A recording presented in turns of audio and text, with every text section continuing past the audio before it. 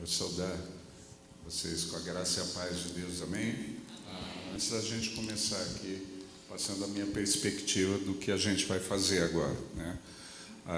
Eu já brinquei, para mim estar aqui hoje é uma honra, né? Uma alegria. A gente ouve falar muito bem de vocês, né? O pastor Jefferson, a pastora Cláudia falam muito bem do rebanho de vocês. Eles falam tão bem que a gente fica curioso de vir conferir ao vivo para ver se são bons desse jeito mesmo, né? E o que a gente experimentou até agora me mostra que eles têm razão. Vocês são fera mesmo, vocês são muito bons. Agora vira para a pessoa que está do teu lado e fala assim: você é bom, mas não se acha, tá bom? Você é bom, mas não se acha, né? A gente fala isso carinhosamente. A Bíblia fala que bom tem um só, que é Deus mesmo, né? O resto se tornou bom porque Ele ama, né? Mas para nós é um prazer estar aqui. Agora, falando da minha perspectiva, eu pedi para o pastor Jefferson, ele pôs o cronômetro lá atrás, que eu falo, entre os vários defeitos que eu tenho, um dos defeitos é que eu falo demais, né? E quando a gente fala do que gosta de Jesus, das coisas de Deus, então a gente não tem limite, né? Agora, qual que é a minha perspectiva? Tem muita gente que encara o culto como um evento, eu encaro como uma reunião de família, né? Então a gente vai bater papo sobre o Pai, mas toda reunião de família tem vários tipos de pessoas. Tem os membros da casa. Quem são da casa aqui? Quem é da casa aqui? Levanta a mão, né? Fora os da casa tem os convidados. Tem alguém que não é da casa, mas é um convidado, está aqui nessa manhã, você que está visitando, bem-vindo. Eu também sou convidado, estamos juntos nessa, parceiro. Vocês me ajudam aí. Se acharem os da casa estranhos, vocês me protegem, né? Eu sou pregador de fora, sou visitante aqui, né? Às vezes dá um glória a Deus, um aleluia, para dar uma animada no pregador, né? Se tiver com sono, quando pescar, volta e fala glória a Deus para todo mundo, né? Mas é um prazer ter vocês da casa, né? Os visitantes, tem visitantes que já são chegados de alguém da casa, por isso que você foi convidado, e tem visitante que está iniciando a jornada, seja qual for o seu objetivo aqui, a sua condição aqui, né? O nosso objetivo. Por que eu falo nosso? Porque eu sou parte da família, mas lotada em outra casa, né? Mas eu sou filho do mesmo pai. E o nosso objetivo em tudo que a gente faz aqui, né? Uma dança extraordinária. Quantos acharam que as meninas dançam bem pra caramba, né? Eu estava vendo uns passos que elas deram aqui. Se eu desse, né? Se eu desse o passo, tinha distensão, certeza, né? O senhor não tem muito jeito de quem dança, amigo, né? Eu fui obrigado a fazer coreografia na igreja, você acredita nisso? Dá uma olhada no meu porte de bailarino para essas coisas, né? Mas porque minha filha estava crescendo, ela participou do primeiro grupo que apresentou uma coreografia na nossa igreja, e eu queria apoiar a minha filha. Eu falei: nossa, filha, ficou legal. Ela falou: gostou, pai? Gostei. Tratamos para vocês fazerem amanhã no culto à noite. Falou: pai, você quer aprender? Eu falei: me lasquei, né? Eu só queria apoiar a minha filha. Eu falei: não, pai vai aprender. Ela passou o domingo me ensinando os passos da coreografia dela. Falou: pai, você dança com a gente no altar? Eu falei: foi pior do que eu imaginava, né? Daí eu falei: eu danço. Cheguei na igreja, o tesoureiro estava na porta. Falei: amigo, eu vou dançar hoje com o pessoal da coreografia no púlpito. Ele falou: duvido. Eu falei: ô homem de pouca fé, por que duvidaste, né? E eu fui para aprender que esse dom eu não tenho, né? Mas eu fui. Tinha gente na igreja que falava assim: glória a Deus. Tinha outros que falavam misericórdia, né? Tinha gente que só ficou de boca aberta, não sabia o que falar, né? Mas tudo que a gente faz aqui nessa casa, né? A dança e outras coisas, é para que você que está aqui na condição de convidado, de visitante, se sinta bem, se sinta acolhido, porque a gente quer que você volte nas reuniões dessa casa. A gente tem prazer, né? Eu falo, tudo que a gente faz com um único objetivo: organiza tudo, pensa tudo, cronometra tudo, com o objetivo de que você conheça o Pai em profundidade. Tudo que a gente faz aqui é com esse objetivo: tornar o Pai conhecido. É uma reunião de filhos que tem prazer em saber mais sobre o Pai. E você que está convidando, a gente quer que você se sinta motivado, motivada, interessado no Pai. Para isso a gente quer te tratar o melhor que a gente puder. Amém? Se você for maltratado, perguntando para os convidados, quem que é convidado aqui? De novo, levanta a mão. Os convidados, se você for maltratado, fala comigo, que eu sou amigo dos chefes aqui, eu já desanco a equipe. Tá? Não adianta reclamar com alguém da equipe, reclama comigo, eu falo direto, ó Jeff, essa galera vacilou, né? Tinha um cara da equipe de trabalho hoje com a camisa do Vasco, isso é inadmissível, né? Isso é inadmissível, esse tipo de coisa leva uma igreja para o buraco, né? Então a gente tem que evitar, né? A gente vai dando as dicas, mas a gente fica muito feliz em ter você conosco. E dito isso, vamos para a palavra, porque agora eu só tenho 40 minutos e a gente tem que acabar nesse tempo, né? Se eu não conseguir acabar o sermão, que normalmente acontece, né? Faltando uns 10 minutos, 5 minutos antes, eu vou fazer uma pergunta para vocês, pode ser? Né? Quem que é o mais sincero da igreja aqui? Todo mundo é sincero, ninguém é mentiroso. Ó, a pastora Cláudia já falou, já defendeu vocês. Então eu vou perguntar para qualquer um, sobrou para você, pode ser? Sobrou para você, vou perguntar para você, pode ser, já que todo mundo é sincero, você está na minha frente, está na reta, né? Então faltando uns 10, 5 minutos, eu vou fazer uma pergunta, fica tranquilo, não é se vocês me dão mais tempo, a pergunta é outra, a gente vai acabar na hora, mas vamos lá. Eu vou ler alguns textos da palavra para embasar o nosso bate-papo, alguns textos da Bíblia, para embasar o nosso bate-papo.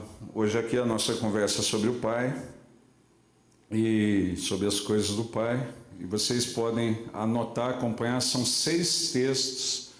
6 textos. Eu só vou ler eles, depois a gente vai conversando e vai citando eles durante a conversa. 1 Crônicas 12, 32, fala assim, dos filhos de Issacar, conhecedores da época, para saberem o que Israel devia fazer, 200 chefes, e todos seus irmãos sob suas ordens. Dos filhos de Issacar, conhecedores da época, para saber o que Israel devia fazer.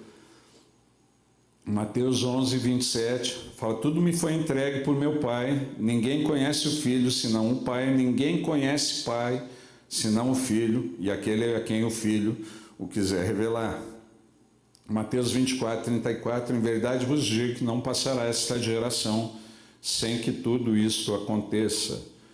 João 1,12, mas a todos quantos o receberam, deu-lhes o poder de serem feitos filhos de Deus, a saber, aos que creem no seu nome.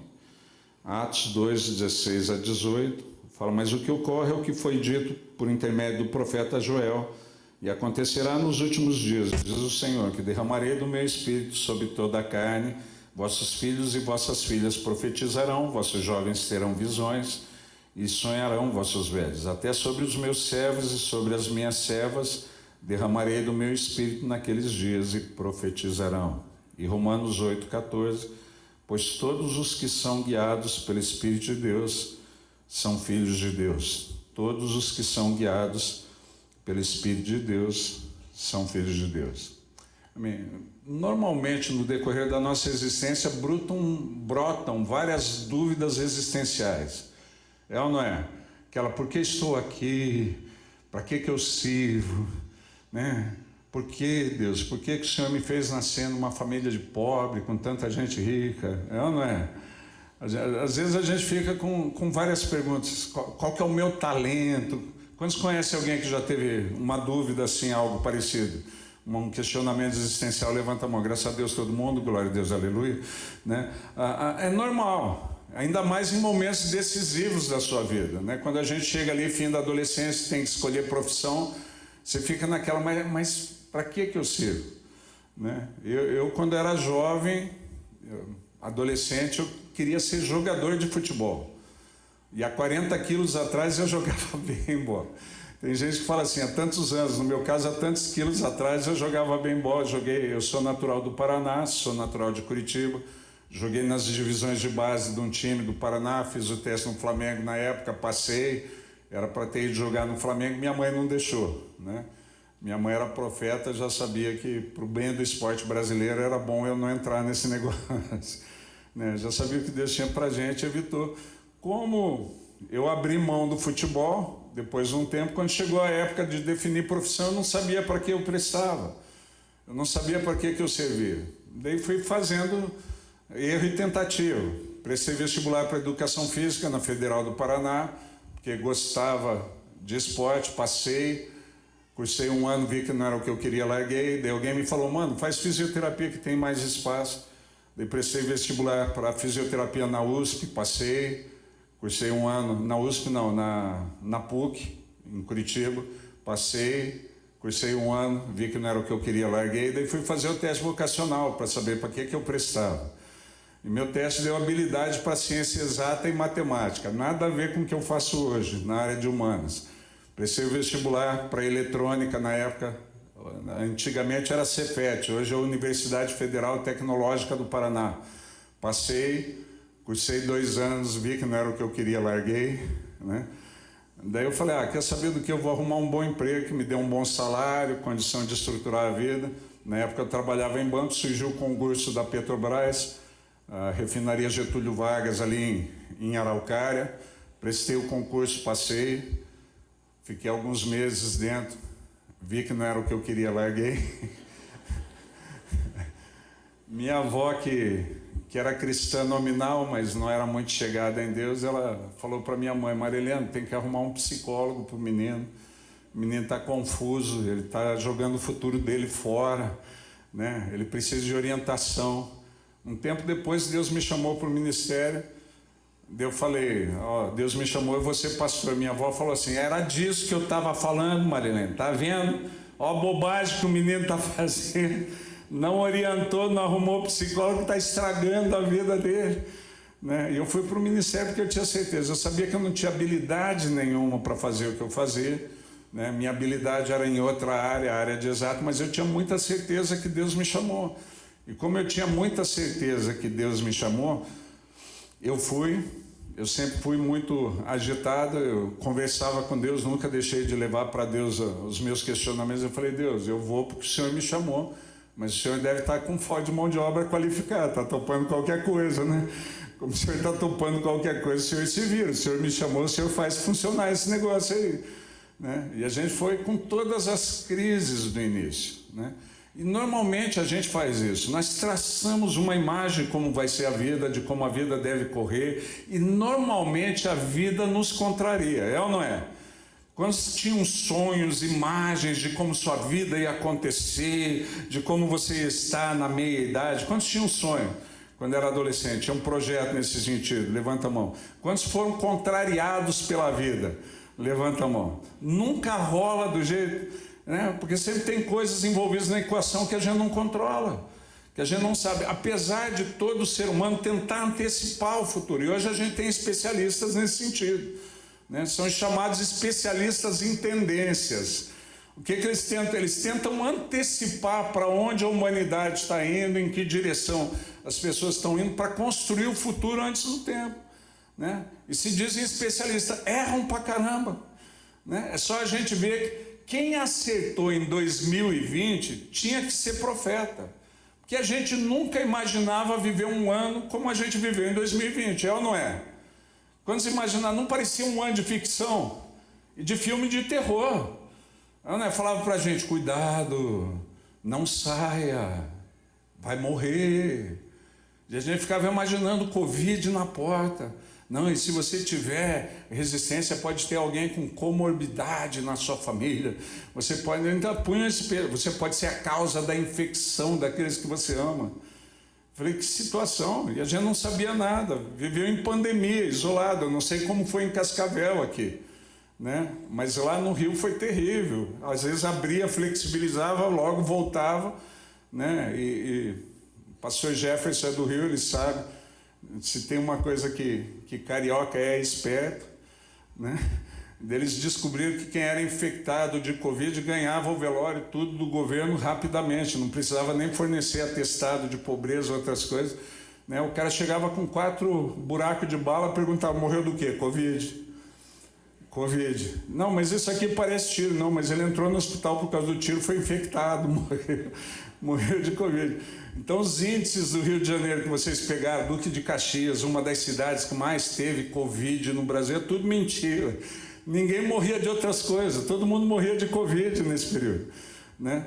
Do negócio, e deixava mais assustado ainda as pessoas. A gente não imaginava, não sabia como ia ser o mundo, e daí ficava imaginando como ia ser o mundo depois que passasse o Covid? Porque muitas vezes as nossas avaliações sobre o futuro e a nossa organização para isso não funcionam.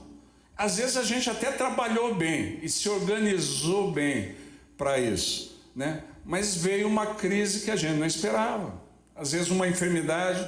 Quantos aqui tiveram um problema com uma enfermidade muito séria que se prolongou e de repente aquilo foi drenando os recursos financeiros que você tinha feito poupança, foi drenando a energia e chegou em um momento que você estava com dificuldades, porque uma enfermidade que você não previu aconteceu. Quando já passaram por isso, ou conhece alguém que passou?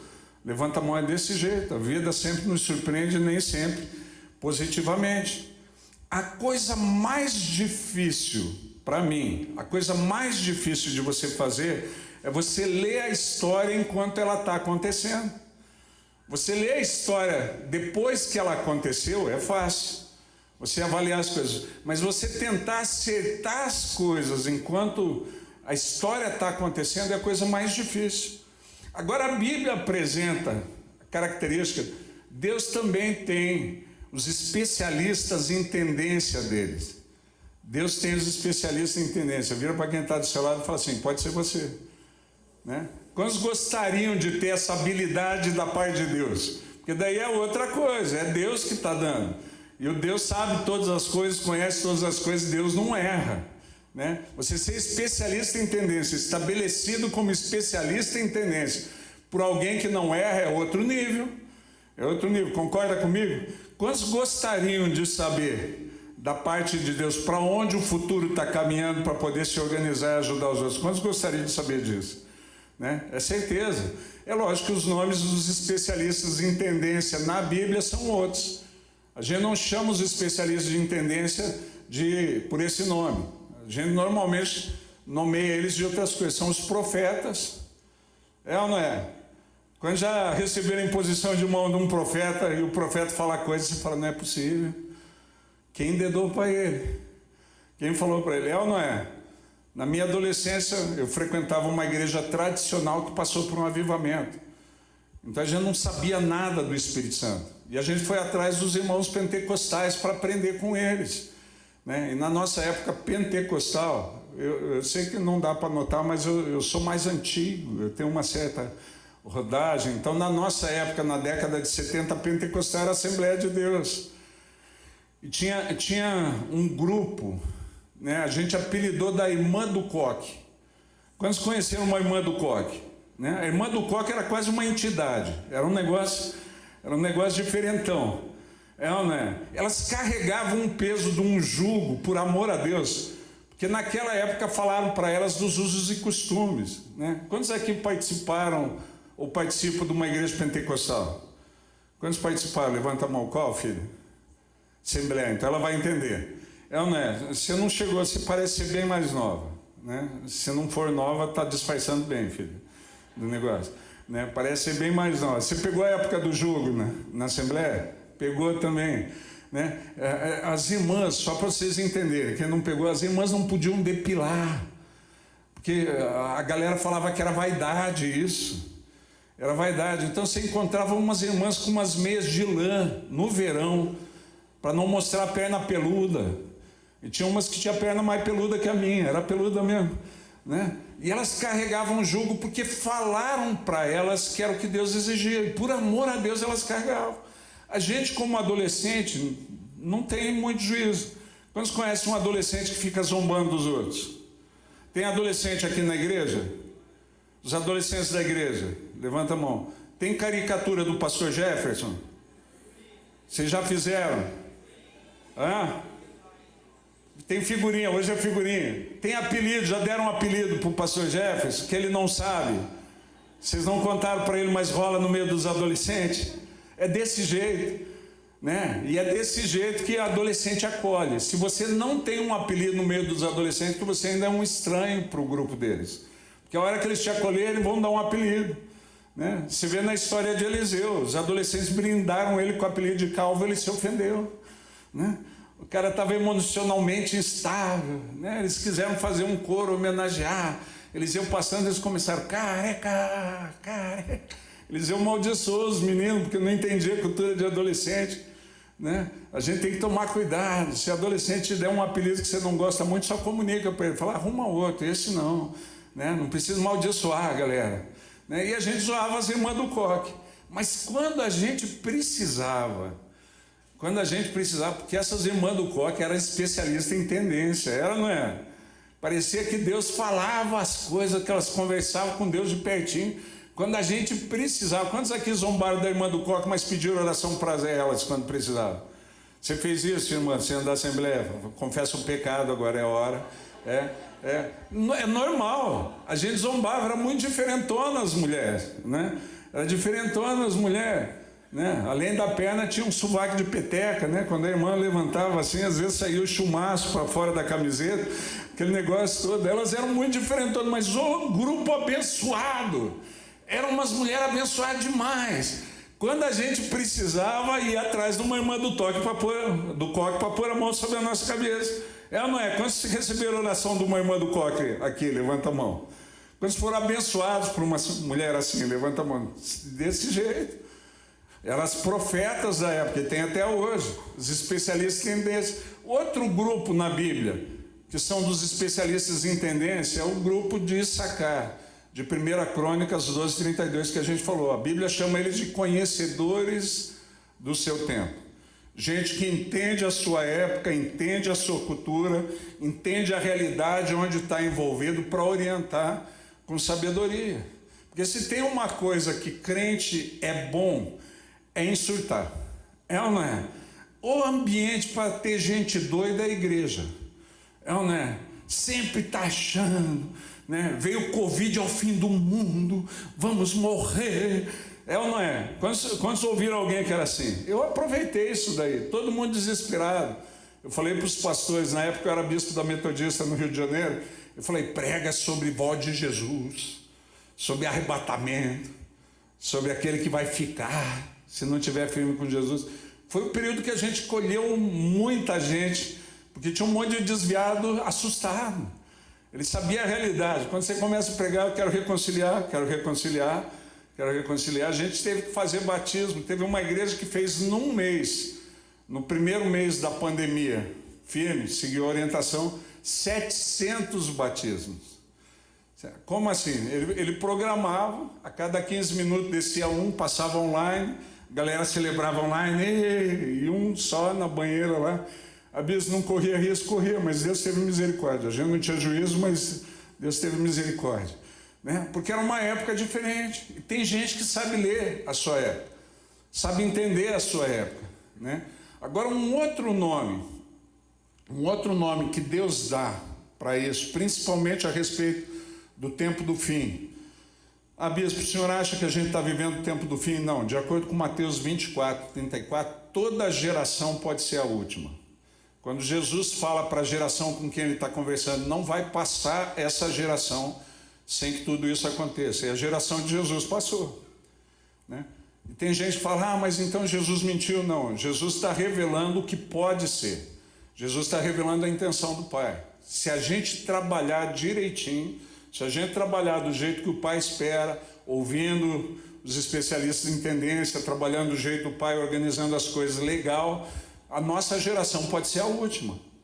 Vira para quem está do seu lado e fala assim, pode ser a gente, né? Porque tem gente que sempre fala isso, estamos vivendo a última geração antes do grande avivamento. Quando já ouviram essa conversa, né? A gente ouve essa conversa há muito tempo, é ou não é? O Jefferson, eu acho que é mais ou menos da minha época, né? A gente já tem uma rodagem maior. Você já ouviu marcar em fim do mundo algumas vezes? Eu lembro que a primeira vez que marcaram o fim do mundo para mim foi em 82. E eu fiquei muito chateado, porque o Brasil tinha uma seleção muito boa. E eu nunca tinha visto o Brasil ser campeão. E eu falava, Jesus, volta depois da Copa, então. Volta depois da Copa, para a gente ver o Brasil ganhar. Quando o Brasil perdeu para a Itália, eu falei, podia ter voltado antes. O senhor podia ter voltado antes para evitar a decepção. Mas tem muita gente marcando o fim dos tempos há muito tempo, não é de agora. Que a galera fala, somos a última geração. Na verdade, a gente pode ser, depende da gente. Vira para quem está do seu lado e fala assim, depende de você. Mas o que a gente precisa? Entender a época, trabalhar do jeito de Deus para que isso aconteça. Se a gente não fizer isso, ainda vai passar mais 20, 30 gerações para frente e não vai rolar. Não vai rolar. Agora a gente precisa aprender a ver as coisas do jeito de Deus. E nesses últimos tempos, a Bíblia fala que um grupo especialista de tendência seria chamado de filhos. São os filhos e filhas de Deus. A profecia de Joel, que Pedro retrata em Atos 2, fala sobre isso. E acontecerá nos últimos dias que eu vou derramar do meu espírito sobre toda a carne. O que ele está falando? Todo mundo vai saber que Deus é Deus. Que hoje tem uma gente que está meio desconfiada que Deus não existe. É ou não é? Quantos conhecem um amigo que é ateu? Já falou que Deus não existe. Uma vez eu participando de um debate numa rádio no Rio de Janeiro, uma ouvinte mandou um tema, falando assim, que um amigo dela falou, não, Deus é uma projeção da cabeça de vocês cristãos, né? Vocês não conseguem encarar a realidade, assumir as suas responsabilidades, então vocês criaram uma maneira de se justificar e puseram tudo na conta de Deus. Se deu errado porque Deus não quis, se deu certo porque Deus abençoou, vocês nunca têm responsabilidade.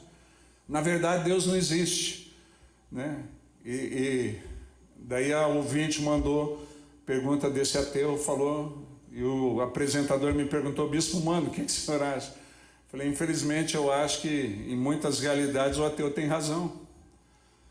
Ele falou, como assim? Eu falei, não, o cristianismo foi estabelecido para ser o estilo de vida de quem conhece e anda com Cristo, de quem experimentou Cristo e interagindo com Ele, conversando com o nosso irmão mais velho, reorganiza a vida.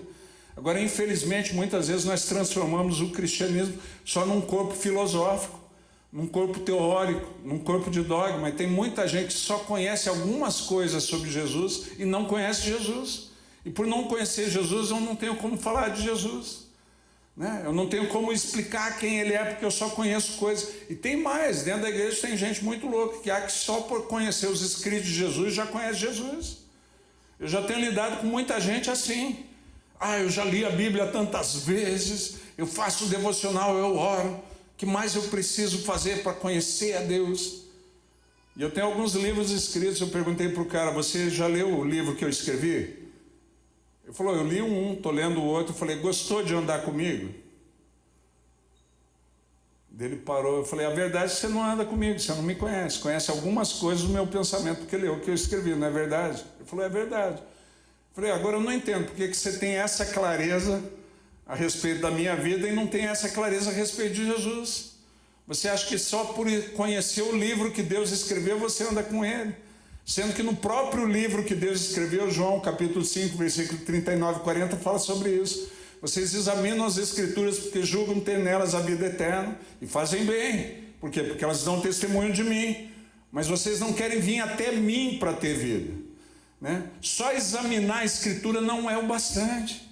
Vira para quem está do seu lado e fala assim, só examinar a Escritura não é o bastante. Você tem que conhecer Jesus, você tem que andar com Ele, você tem que experimentar Jesus.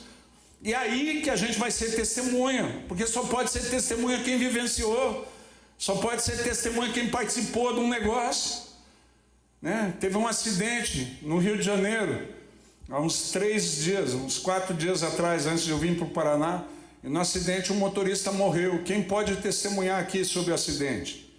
Foi lá em Petrópolis. Quem pode testemunhar aqui? Ninguém, por quê? Porque vocês não estavam lá, querido. O máximo que aconteceu é que vocês leram sobre isso num jornal.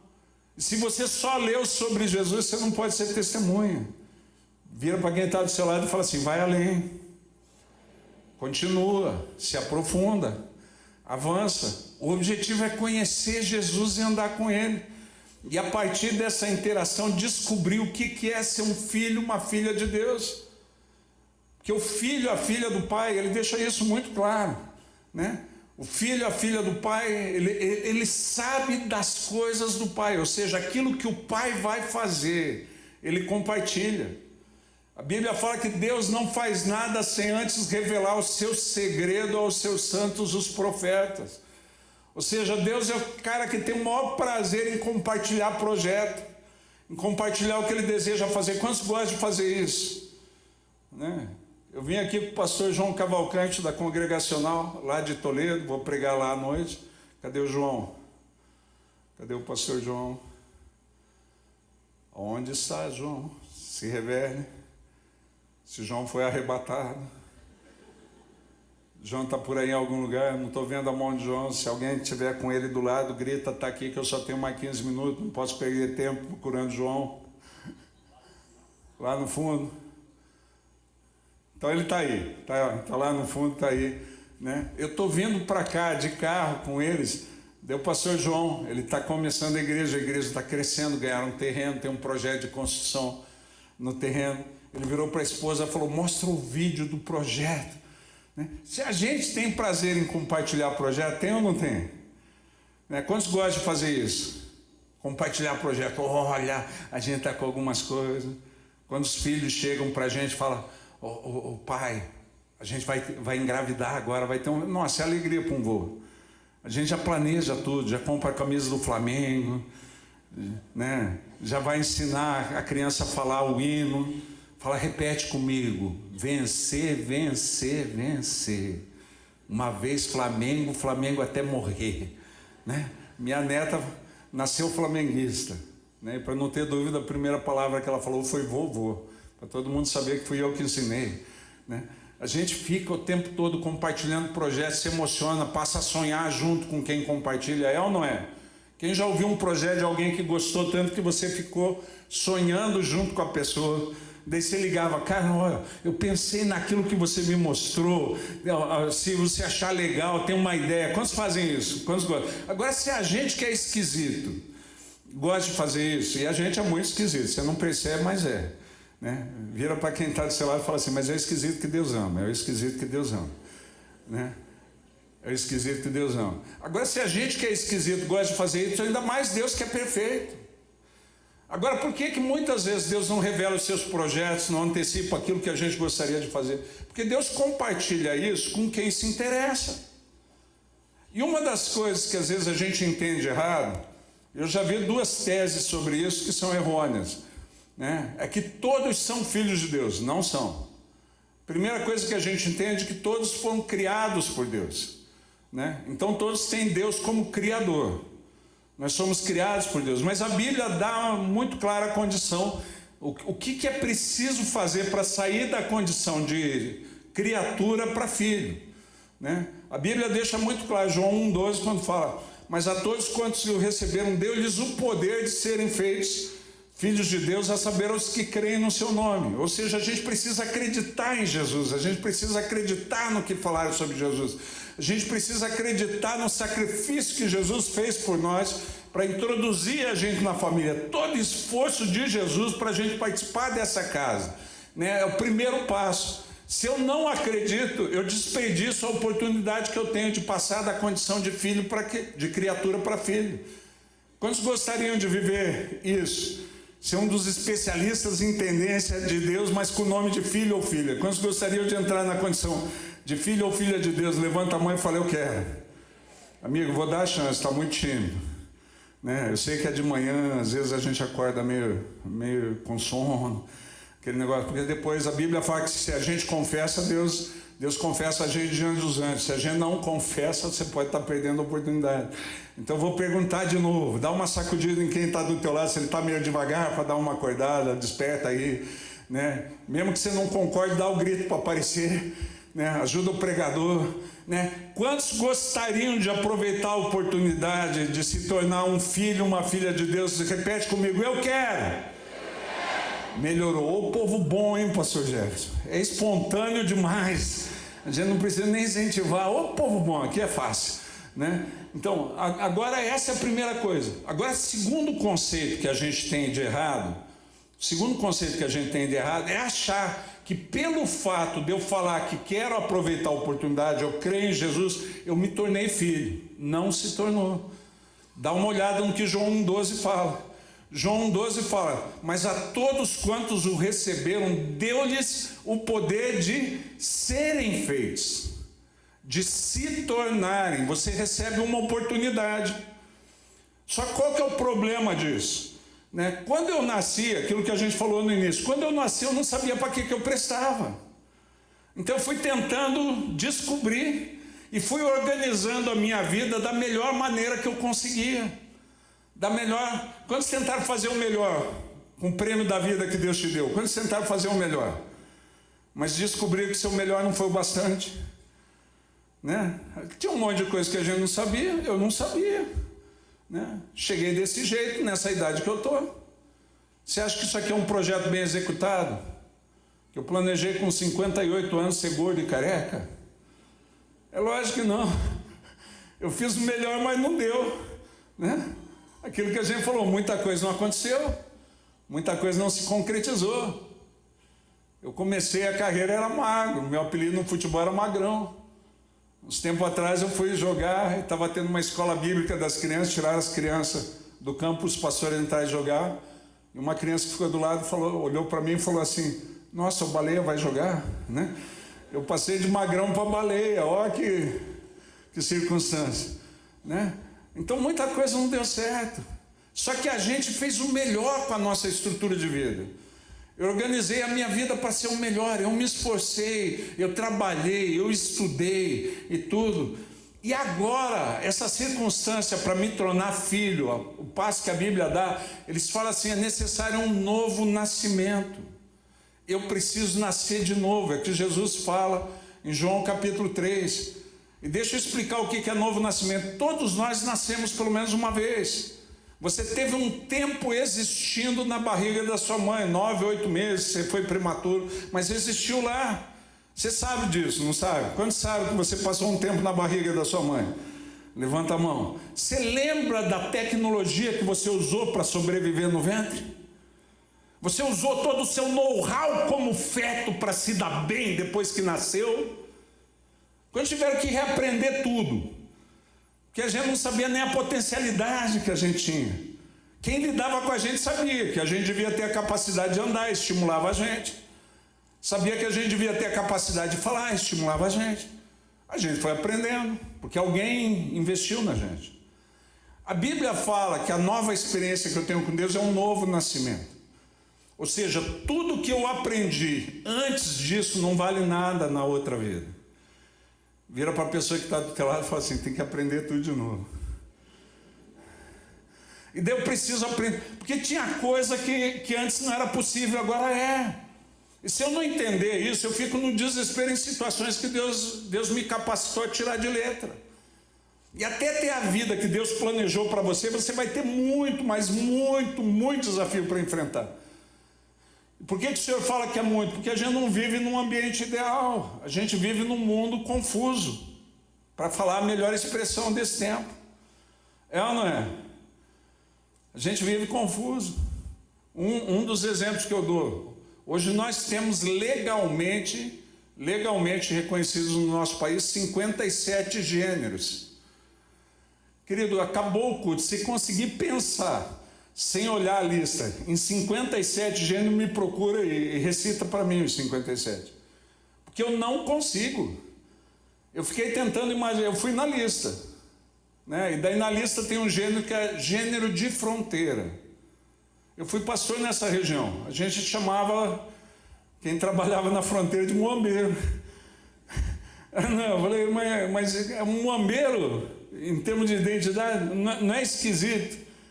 E se você não tiver definido, você pode mudar. Fui me hospedar num hotel que eu estou acostumado a hospedar em Curitiba, já tem minha ficha, eu precisei preencher o cadastro de novo. Daí eu vi que era justamente questão de gênero. Eu falei, é por causa do gênero? Eu posso optar a mudar? Vocês já sabem o que eu era, mas eu posso mudar? Se eu quiser. O cara deu risada, falou, pode, o senhor pode. Eu falei, se eu na próxima vez não gostar do que eu optei, posso mudar de novo? Né? Ah, pode, a gente está vivendo um mundo muito confuso. Tá ou não está? Quando já lidaram com gente confusa, né? Tem um grupo aí que está se identificando agora como um bicho, a minha essência é animal. Eu só estou preso num corpo de... Não sei quantos já viram. Tem um nome para esses caras, tem ou não tem? Eu acho que é Ethereum o nome. Ethereum, né? Eu vi a abordagem de um policial norte-americano a um cara que se identifica como um gato. Ele parou o carro dele, daí o cara falou para o policial pediu o documento, ele deu uma coleira. O policial ficou sem saber, ele falou, não, é que eu sou um gato. O policial falou, me desculpe, não é desrespeito, eu não notei que o senhor era um gato, né? Senhor, me desculpe, agora deixa eu só explicar a situação. No nosso estado, o animal não pode dirigir carro. Então vou ligar para o controle de animais para vir buscar o senhor, até que o responsável pelo senhor tire o senhor do controle e a gente vai guinchar o carro. E daí depois alguém precisa ir lá e pagar tanto para tirar o carro do pátio. Ou, se o senhor preferir, eu não quero que o senhor se sinta pressionado, só estou dando as opções. Se o senhor preferir, eu posso declarar que o senhor está meio confuso e ligar para o pessoal responsável por doenças mentais. Eles vão recolher o senhor e orientar e a gente leva o carro. Ou o senhor pode me falar que o senhor está brincando comigo e pagar a multa e alguém com habilitação vai dirigir o seu carro. O cara no vídeo vira para o companheiro dele e fala, você tem $70 aí para pagar a multa? E a gente está vivendo nessa geração confusa. Gente que precisa ser esclarecida. E a Bíblia fala que nos últimos dias, quem daria direção, quem saberia o que fazer, seriam os filhos. Os filhos vão profetizar, os filhos vão ter clareza da parte de Deus. Mas para isso eu preciso aprender com Jesus, que é o irmão mais velho. Tudo aquilo que eu aprendia antes não vale. Só que para aprender com Jesus, que é o irmão mais velho, é possível, mas é difícil. Por quê? Porque eu preciso de um padrão concreto no qual me basear. É ou não é? Quando já criaram imagens, quando as pessoas estão falando, depois você vê a coisa e você fala, não é o que eu tinha pensado. É diferente do que eu pensei. Quando já passaram por isso? Né? Normal. Agora, quando a gente vê, a gente está falando a mesma coisa. Como a gente precisa de um padrão concreto, quem Jesus enviou para que nos ensinasse a ser filhos e filhas? O Espírito Santo. E é por isso que Romanos 8,14 fala que os que são verdadeiramente filhos são aqueles que se deixam guiar pelo Espírito Santo. São aqueles que se deixam trabalhar pelo Espírito Santo. Aquele que veio para ensinar. Os que aproveitaram a oportunidade, entenda isso, se você creu em Jesus, você já começou a aproveitar a oportunidade. Mas os que aproveitaram a oportunidade de fato, são aqueles que se deixaram guiar, se deixaram ensinar pelo treinador. Vira para quem está do seu lado e fala assim, você precisa aprender com ele. Porque um monte de coisa que antes não era possível, agora é. É ou não é? Quando já viram um milagre surpreendente de Jesus, que você fala assim, uau, nossa. Quando já leram sobre um milagre na palavra? Rápido, eu só tenho 2 minutos e meio. Vamos lá. Quando leram um milagre surpreendente na palavra, e gostaria de aprender a fazer aquele milagre. Como eu disse, que eu não teria tempo perguntando como que é o nome? Luan, vou fazer a pergunta e vocês veem se concordam. Eu não vou conseguir acabar o sermão. Quantos acham que eu mereço uma segunda chance? O pastor Jefferson deve me convidar uma segunda vez aqui para acabar o sermão. Quantos acham que eu mereço uma segunda chance? Eu quero dizer para vocês que eu morro de vontade de voltar. Se eu não voltar é culpa dele, tá bom? Tá joia? Mas eu morro de vontade de voltar, né? Daí a gente vai falar, parte 2, aprendendo a ser filho, a revanche dos filhos, né? Tá joia? Mas eu preciso aprender com o Espírito Santo, me deixar ser guiado. Ele é o melhor treinador. E a dica que a gente dá, porque me falta 1 minuto e 40, eu tenho que acabar. A dica que a gente dá, pare de resistir ao Espírito. E entenda que ele sabe mais que você. Por mais que eu tenha estudado, tenha me preparado, né? E eu demorei para entender isso, e sofri por causa disso. Por resistir ao Espírito Santo, eu entrei num período de depressão, porque eu era muito metidinho. Aquilo que eu falei, eu nunca dei errado no reino dos homens. Todo concurso que eu prestei, eu passei. Todo vestibular que eu fiz, eu passei. Fiz o teste vocacional, fiz o teste de coeficiente de inteligência. No reino dos homens, a minha inteligência é considerada de gênio, é 149. Né? Só que tudo isso que era uma vantagem no reino dos homens foi um prejuízo no reino de Deus. Porque eu me achava muito bom em resistir ao Espírito Santo.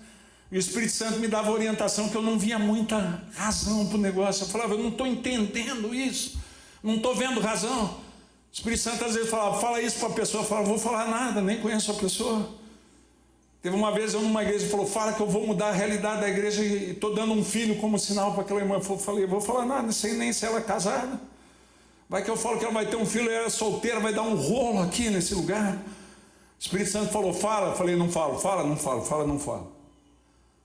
Então você quer aprender a ser filho? Quantos querem aprender a ser filho? Quantos querem ser daqueles que Deus usa para tendência? Pare de resistir ao Espírito Santo. E eu quero contar uma última história, 20 segundos para acabar, e com isso eu acabo. Eu quero orar por aqueles que desejam ser filhos. Eu já era pastor. Durante um tempo da minha vida, o ministério tinha começado a correr, agenda cheia. Deus começou a chamar para um tempo especial na presença dele, né? Mas eu dizia não ter tempo. Eu coloquei essa história num livro que eu escrevi, o pastor Jefferson tem, o Resolva com Deus, né? Deus chamando. Daí eu estava num evento como vocês estão aqui, um evento em Ponta Grossa aqui, no Paraná, chamado Onde a Fumaça Fogo. Tinha 7.000 pessoas lá, e abri um telão na minha frente, começou a passar cenas da minha vida pelas quais eu orava, eu queria viver, mas não vivi. E Deus começou a falar comigo, numa voz. Ele falou, tá vendo isso, mano? Você podia estar vivendo isso. Tá vendo isso, mano? Eu desandei a chorar. Ele mostrou 6 a 8 cenas. O telão fechou e Deus continuou falando comigo. Ele falou, eu tenho te chamado para um tempo especial na minha presença. Entenda isso, o filho só consegue reproduzir o que ele vê o pai. A gente precisa de um modelo. Ou seu modelo vai ser Deus, ou seu modelo vai ser o Espírito Santo, ou vai ser um modelo distorcido. E quando Deus quer ensinar a gente, Ele pede para a gente passar um tempo na presença dEle para ensinar. É o que os nossos pais físicos sempre faziam com a gente. E Ele falou, eu tenho te chamado para um tempo na minha presença, mas você é muito ocupado, você não tem tempo. E ali Ele me falou a frase que marcou a minha vida e mudou a minha história. Ele falou assim, eu sou eterno, eu tenho todo o tempo do mundo. A existência que está passando é a tua. Quem não tem tempo para perder é você. Vira para quem está do seu lado e fala assim, a gente não tem mais tempo para perder. Ele falou, eu posso esperar uma outra geração, encontrar alguém cujo coração seja inteiramente meu, para fazer na vida dele o que eu sonhei fazer na tua. Quem vai perder é você. E eu chorei descompensadamente durante 5 horas aquele dia. Saí da conferência e fui para o hotel para chorar. Pela minha insensatez. Tem uma promessa de Jesus que é o tema do mês para vocês. Coisas maiores verás. Mas isso só vai acontecer se você se dispuser a aprender com o Espírito Santo. Quantos querem isso? Feche seus olhos. Se coloque diante da presença de Deus em oração. Enquanto o ministério vai estar tocando e cantando um cântico, se você deseja aproveitar a oportunidade que Deus te dá, se deixar guiar, parar de resistir ao Espírito Santo, parar de muitas vezes tentar ver sentido no que Ele te propõe pela tua razão, não vai. O pensamento dele é mais alto que o nosso, os caminhos são mais altos. Se você deseja, mesmo sem entender, falar, Espírito Santo, eu vou arriscar, me ajuda a não resistir ao Senhor, eu quero me deixar trabalhar pelo Senhor, eu quero me tornar um filho, uma filha. Se você deseja isso, enquanto o ministério vai estar tocando e cantando, se coloque em pé no seu lugar. Eu quero orar por você ao fim do cântico, para que Deus fale com clareza, para que você ouça a voz do Pai, você tenha um nicho de intimidade profundo com Deus, e a partir dessa relação de intimidade, você aprenda com o Pai, você descubra para que Ele te criou, você experimente a vida sobrenatural, as coisas maiores que Deus te criou para viver. E tudo que a gente precisa é permitir que Ele haja com liberdade na nossa vida para isso. Se você deseja isso, se coloque em pé no seu lugar. Ao fim do cântico eu quero orar por você, orar pela sua vida em nome de Jesus.